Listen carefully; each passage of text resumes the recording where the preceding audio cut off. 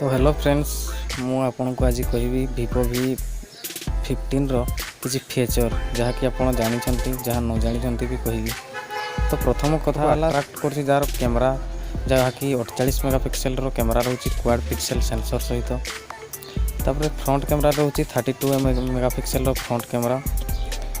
पछपटे तीनटा कैमरा रोचे गोटे 48 मेगापिक्सेल गोटे 8 मेगापिक्सेल और गोटे 5 मेगापिक्सेल। 8 मेगापिक्सेल कम सुपर वाइड एंगल आप ग्रुप सेल्फी 20-25 जन ग्रुप सेल्फी नेबा चाहते ताले 8 MP आप नहीं पारे। 5 MP रोचे आपंकर बोके कैमरा। पिक्सेल PPI भी रोचे भल 400। डिस्प्ले हूँ 6.39 इंच तार स्क्रीन टू बॉडी रेटियो हूँ 91.64%। जैसे बहुत भल कथा। 1.7 mm नैरो बेजल रोचे ऊपर एमोलेड डिस्प्ले दीची। तार स्क्रीन लॉक बहुत फास्ट दीची 0.46 सेकेंड रे फेस अनलॉक होची। स्क्रीन प्रोटेक्शन ପାଇଁ आपनकर गोरिल्ला ग्लास रहउची। जो रिजोल्यूशन रहउची 1080x2316। तापर अन्य फीचर सब रहउची camera feature digital zoom auto focus face detection auto flash. Storage आपन को दी टाइप रो मिल जिवो। आपन जेमती चाहिए नहीं पारे 464 वाला भी नहीं पारे 6x6 रो 128 भी नहीं पारे।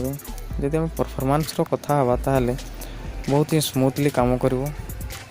अल्ट्रा स्मूथ गेमिंग मोड आपन कर देछि। जदि आपन PUBG खेलुचंती ताले आपन गेम मोड ऑन करी PUBG खेलले आपन कोन से डिस्टर्बेंस होबो नहीं।